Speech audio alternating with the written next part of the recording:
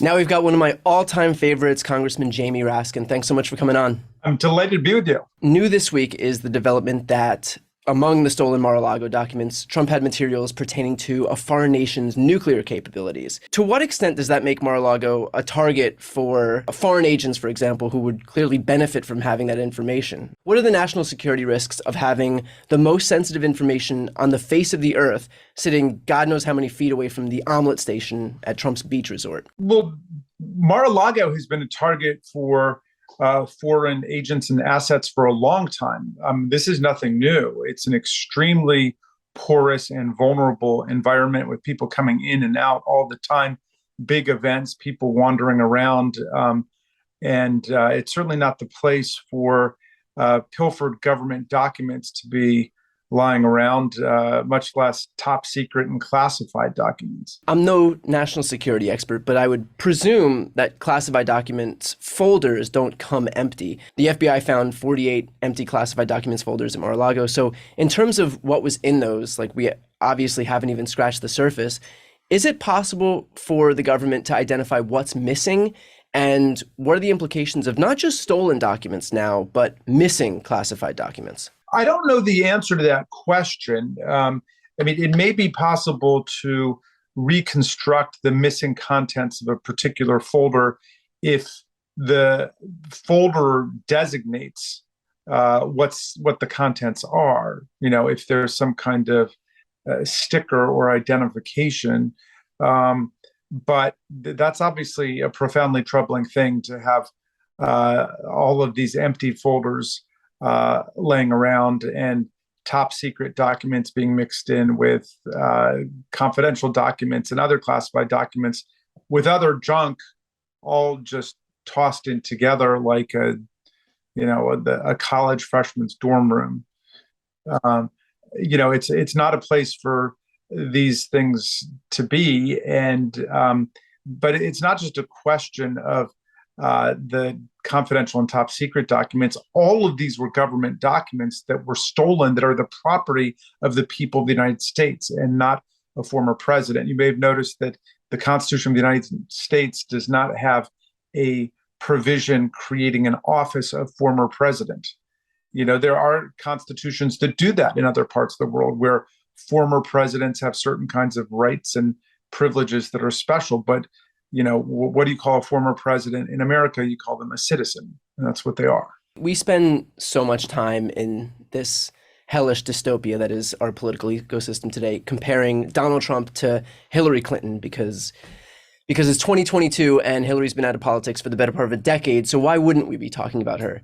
But given this new information related to Mar-a-Lago, what do you say to someone who tries to draw an equivalency between Trump and Clinton, or still tries to contend that what she did was worse? Yeah, someone like Donald Trump, for example, who does that. Well, Donald Trump wanted to lock her up, as everybody remembers, for using that private email server where there were absolutely zero classified emails in there. And that has been determined in investigation after investigation. There were just no classified emails. Whereas with Donald Trump, of course, we know that there are more than 100 classified documents that he purloined and pilfered from the U.S. government on his way out, and all these other government documents as well. And Hillary, of course, was never accused of stealing anything. She was just accused of using that private email server, which, of course, lots of members of the Trump administration did as well. So there's no comparison between those two cases. I think at this point, a lot of people see the abject criminality here. They see stolen documents, they see stolen materials on nuclear capabilities, empty folders, Mar-a-Lago is getting infiltrated by Russian-speaking foreign actors. It's such a shit show, and the criminality is so obvious, and we all know that if it was anybody else, they'd be in prison so fast their head would spin. And I think that people just want to see some accountability. So this is a two-parter, but what's the punishment that we're looking at here, and what's the timeline that you would imagine it would take for something to be handed down? Well, I got to step back for a second and just remind you that I'm a member of the January 6th Select Committee. And we're not working on that stuff. We're working on a different set of crimes, which I think are historic crimes in the United States. A president who set out to overthrow a presidential election and help to incite and unleash a violent insurrection against the government. We on the committee were all taken totally by surprise by this new scandal that's erupted. But Donald Trump is, of course, a one-man crime wave, and so every day we learn about new things that he's done. So I don't want to speculate about what the ultimate criminal prosecution and consequences may be. I do agree with you entirely that there's great frustration in the public that it seems as if Donald Trump, like a slippery mob boss, is able to wiggle his way out of any particular situation with his money, his lawyers, his invocation of phony legal doctrines, and so on. And I'm just betting that he's met his match in the January 6th Select Committee, and Chairman Benny Thompson, and our Vice Chair Liz Cheney, and in the members of the committee, because we're all determined to get to the bottom of this massive assault on the rule of law in American constitutional democracy. That's the perfect segue into the January 6th committee. So first off, can you give a quick overview of what's next for the J6 committee? Like, when do hearings begin? How long will they last? We've not made any formal announcements or decisions about those. My guess as one member is that we're talking about a small handful of hearings to come to complete the picture on different things that we were left still guessing about at the end of the first round of hearings. There is some mystery around all of these missing texts in the Secret Service and the Department of Defense. What have we been able to find out about that? What can we determine about how that happened?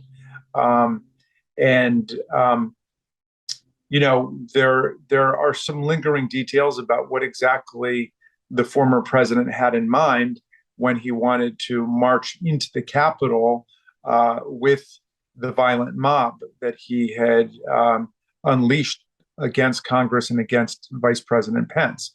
What exactly did he think was going to happen?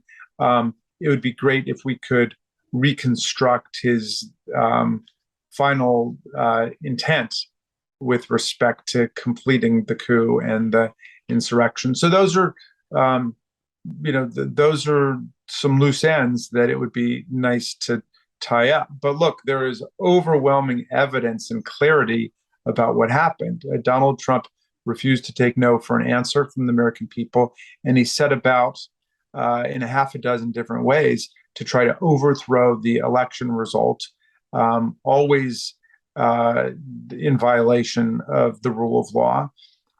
And he sent a mob, which he knew to be armed and dangerous, directly at the Capitol, where he knew the vice president was and where he knew members of Congress were. Nothing like that has ever happened in American history. The January 6th committee itself kind of became the news when Trump began trying to tamper with witnesses who had yet to testify before the committee. Are we going to hear more information, or do you suspect that we'll hear more information about those efforts when these hearings resume? I don't know the answer to that question, and I've not been, I've not been intensely involved in that aspect of the investigation. I think there may be other members who've really concentrated on that question, but in my opinion, Donald Trump believes there's no crime so big or so serious that he can't use another crime to try to get out of it.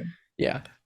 What do you think was the single most effective moment from the first round of hearings? Well, as I talk to different people, people have different responses to parts that created epiphanies and conceptual breakthroughs. For me, I found it electrifying when Cassidy Hutchinson reported Donald Trump saying, take down the mags, take down the magnetometers, take down the metal detectors, let these people in. These are my people and they're not going to hurt me, effectively. And that was a critical moment that demonstrated his understanding that the mob was armed and dangerous and likely to be violent. And he didn't care about that because he knew that they were not targeting their wrath at him. Um, and even after he was aware of the chance of hang Mike Pence, and even after he was aware that the mob had entered the Capitol and that public officials were in danger, he continued to incite them. Um, so these things are enormously revealing and telling. And it's only when you enter the hall of mirrors of Donald Trump's mind that you can think of anything that would possibly rehabilitate or exonerate him. And I hope that people are restoring their basic sense of reality in the Biden administration so they can see how outlandish and outrageous all of these things are. I remember being especially struck by hearing from Shay Moss and Lady Ruby because, we kind of, as bad as it is, we kind of expect this kind of vitriol in the political space, but these are just regular people who weren't prepared for what came to them. And I remember there was one moment in particular where I believe it was Shay Moss had just downloaded Facebook Messenger for the first time. And what she saw waiting for her on Facebook Messenger was just a barrage of threatening, racist, sexist texts and messages. And just to kind of be hit with that like an avalanche, it's not just that it happened. It's that now it's going to be that much more difficult to recruit other people to do the right thing, to do what these people were doing, which was just their civic duty and showing up and being elections workers, something that we desperately need to do. And then it creates this vacuum that's then filled by bad actors. And so that was. Well, I mean, Shay Moss is an extraordinary representative of American electoral democracy in action.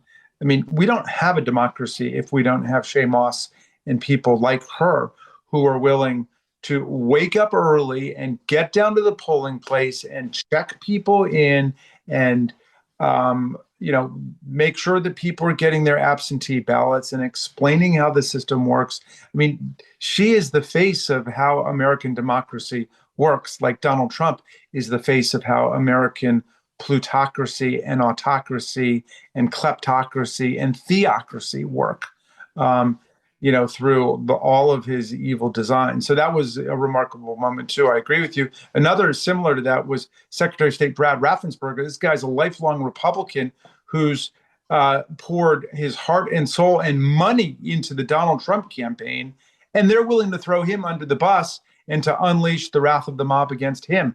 Anybody who does not follow the cult leader to a T will get their just rewards from Donald Trump. Something I've been struck by this past week was that the media seems to be falling back on the same both sidesism that was so prevalent leading up to the 2016 election.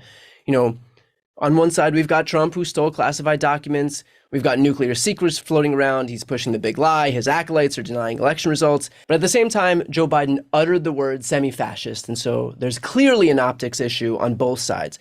What's your take on this? And what's the media's responsibility in all this? And are we expecting too much from what is, in effect, just another for-profit entity? I think it's important for us to talk about what are the characteristics of a fascist political movement and a fascist political party. One of them is an authoritarian cult of personality where one person dictates to everyone else what the party line is and everybody follows it like lemmings. Another is a refusal to accept election results that go against the fascist movement. And another is an embrace of political violence as an instrument of securing state power. So let people form their own conclusions about that. We don't have to call names. By the way, I never heard the expression a semi-fascist before. I've never heard of anybody being called a semi-fascist. So that might indeed cloud the picture a little bit. But I'm very happy to talk to people about fascist movements and fascist parties. And everybody should check out the late Secretary of State Madeleine Albright's book, where she said it's a mistake to think that all fascist movements have the exact same ideological content. There are certain thematic currents that appear and reappear in different guises: racism and anti-Semitism and authoritarianism and sexism and misogyny and immigrant bashing and so on. But she said, what fascism really is a strategy for taking power and using whatever ideological ammunition is needed to achieve power. That's a clarifying analysis. So let's finish off with this. It's recently come out in an NBC poll that threats to democracy is the number one issue among voters right now in the US. What's your message, particularly to independents and Republicans who may otherwise bristle at the idea of voting for a Democrat, but at the same time who recognize that what's happening right now isn't tenable? Well, I'll address both independents and Republicans. I mean, for independents, come to a political party that is very big, that is heterogeneous, that has a diversity of viewpoints, where critical thinking is welcomed and encouraged, and where we need your intellectual and moral independence. I'm all for that. We're not a perfect party. We've had flaws historically. I'm sure we've got flaws today, but we are a pro-democracy party, and we're the only pro-democracy party left. So I'm thrilled to learn that 2/3 of independents are coming our way, and I think more than that will come our way. As for Republicans, Abraham Lincoln created your party. And Abraham Lincoln created your party as an anti-slavery party, as an anti-racist party, as that was understood at the time, and as a party opposed to bashing immigrants. I mean, the Republican Party was determined to beat the know-nothings, a party that Lincoln hated. And he hated the idea that there was a party that, instead of trying to encourage people to come to America and to create businesses and to enjoy religious freedom and political freedom and to be part of society, instead insisted on harassing and terrorizing and demonizing immigrants. So the great political party that Lincoln founded as a third party has been turned into an authoritarian cult of personality by Donald Trump. So I say more power to Liz Cheney and Adam Kinzinger and Mitt Romney and those who are trying to stay and fight to reclaim and rebuild Lincoln's party. But if they give up, I'm fighting for a Democratic Party and a Democratic movement that will be big enough to absorb these people. One of the things we learn from history is that the liberal and progressive parties rarely defeat fascist movements and racist movements and authoritarian coups on their own. It's always a coalition between the center left and the center right that makes sure the center will hold for constitutional democracy. So we need these people too, standing up for democracy. But at the same time, I look forward to the day when I can disagree with them again in public without being afraid of undermining them. Because look, democracy is not really a static, stationary object. It's always a moving thing. And we've got millions of disenfranchised people in the country. We got 713,000 residents of the nation's capital who are the only residents of a national capital on earth who are disenfranchised in their own legislature and parliament. We need DC statehood. We need Puerto Rican statehood. Tocqueville said that democracy is either shrinking and shriveling away with voting rights, or it's growing and it's expanding. And we've got to get American political democracy back on the growth track. Perfectly put. We'll leave it there. Jamie Raskin, thank you so much for taking the time. Always a pleasure to be with you.